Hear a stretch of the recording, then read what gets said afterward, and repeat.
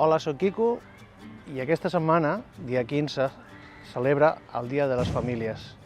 I com a president de l'AFA considerem que és molt important aquesta data. Per què? Perquè les famílies sempre han d'estar al mig d'aquest engranatge, perquè és la part més important de l'escola. Per això considerem que aquesta data és molt important.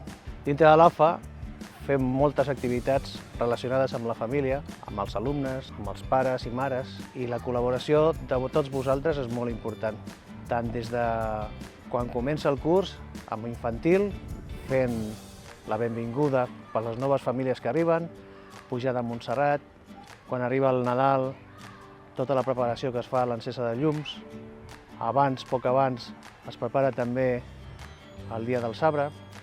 La campanya, també col·laborem en la campanya d'Un nen, una joguina pels Reis, i ja comença el nou any en diferents coses, començant per Sant Jordi, Maria Auxiliadora, i ja en acabada el curs fem també el que és la festa final de curs. Com a mares i pares us animem a participar en totes les activitats que com a AFA fem durant tot el curs.